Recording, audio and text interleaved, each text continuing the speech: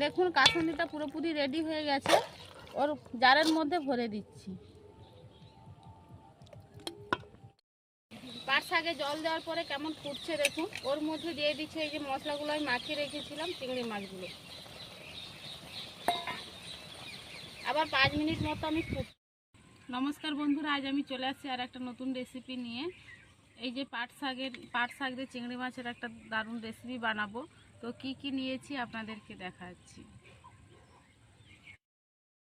পাট শাক নিয়েছি, পেঁয়াজ কোচানো, 2টো শুকনো লঙ্কা, রসুন থেতো করে নিয়েছি, হলুদ গুঁড়ো, নুন, 1 চামচ চিনি, 5 ফোড়ন, আর এই যে চিংড়ি মাছটা কিন্তু ঘুষো চিংড়ি হলে ভালো হতো এই রান্নাটার জন্য, কিন্তু আমাদের এখানে ঘুষো চিংড়ি আজকে পেলাম না, তাই আমি বড় চিংড়ি দিয়ে রান্না করব।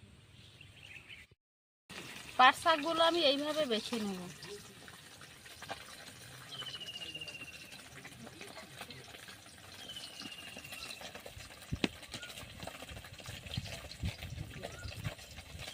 নরম কিন্তু একদম, ছোট ছোট পাতা দেখুন কত সুন্দর।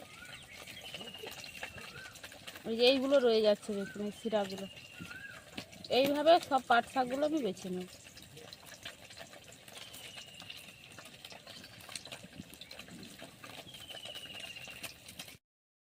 কড়াটা গরম হয়ে গেছে, কড়াইয়ের মধ্যে দিয়ে দিচ্ছি সরষের তেল।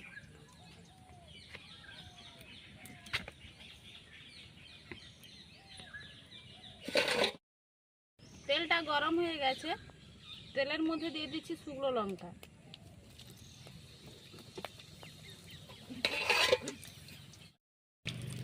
লঙ্কাটা দেখুন একটু লাল লাল করে ভাজা হয়ে গেছে, ওর মধ্যে দিয়ে দিচ্ছি পেঁয়াজ কোচানো।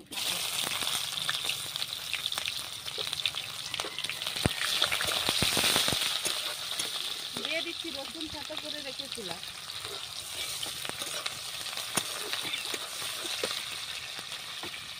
দিয়ে দিচ্ছি 5 ফোড়ন।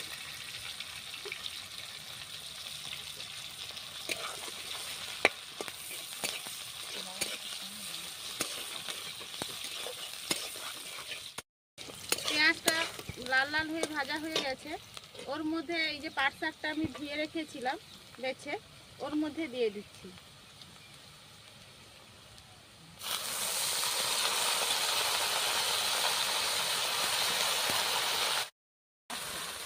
পরিমাণ মতো নুন দিয়ে দিচ্ছি, হলুদ দিয়ে দিচ্ছি।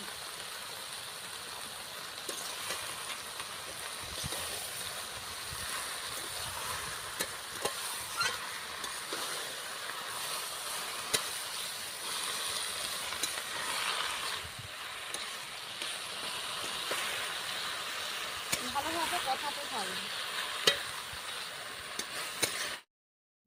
আমি চিংড়ি মাছটা ভাজবো না, তার জন্য দিয়ে দিচ্ছি আমি একটু পরিমাণ মতো নুন, হলুদের গুঁড়ো, 1 চামচ মতো সরষের তেল। ভালোভাবে মাখিয়ে নেব।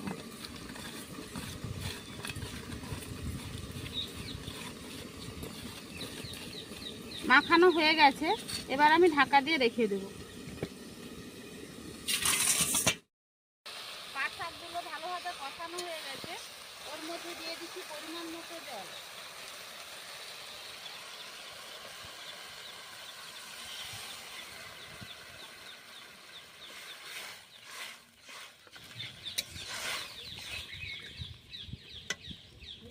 শাকটা কষানোর সময় আমি একটু হলুদ দিয়েছিলাম, আর 1 চামচ মতো হলুদ দিয়ে দিচ্ছি। আমি আম মাখার ভিডিওতে আপনাদেরকে দেখেছিলাম যে কাসুন্দি বানাবো, তো কিভাবে আমটা কেটেছিলাম দেখিয়েছিলাম। তো 2 দিন রোদ তো দেওয়া হয়ে গেছে, 3 দিন আজকে হয়ে গেছে। জলটা দেখুন কেমন বেরিয়ে গেছে। এই যে দেখুন, আমি কিন্তু একদম ঢাকনা খুলছিলাম না, এরকমভাবে রোদ্রুতে দিয়েছিলাম। প্রতিদিন কিন্তু এইরকমভাবে জলটা ফেলে দিচ্ছিলাম।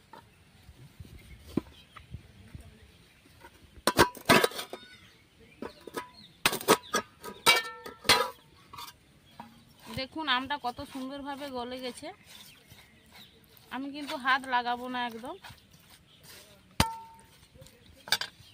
আর কাসুন্দিটা বানানোর জন্য কি কি নিয়েছি বলছি। কালো সরষে গুঁড়ো করে নিয়েছি, মেথি গুঁড়ো করে নিয়েছি, শুকনো লঙ্কা নিয়েছি, গুঁড়ো লঙ্কা, বিট নুন, সরষের তেল। কাসুন্দিটা বানানোর জন্য কিন্তু একদম হাত লাগাবেন না। আমি পরিমাণ মতো সব কিছু দিয়ে দিচ্ছি। 1 চামচ দিয়ে দিলাম কালো সরষের গুঁড়ো, মিথি দিয়ে দিলাম 2 চামচ গুঁড়ো চা চামচের, বিট নুন দিয়ে দিলাম 1 চামচ, লঙ্কার গুঁড়ো দিয়ে দিলাম 1/2 চামচ, ওর মধ্যে পরিমাণ মতো সরষের তেল দিয়ে দিলাম। ভালোভাবে মাখিয়ে নেব।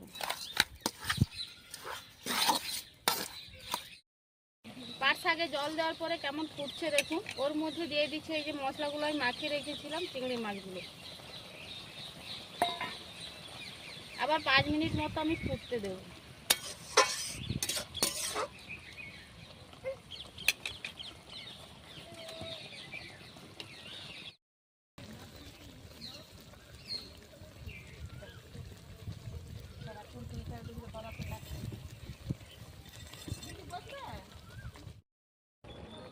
ওর মধ্যে দিয়ে দিচ্ছি স্বাদ মতো চিনি।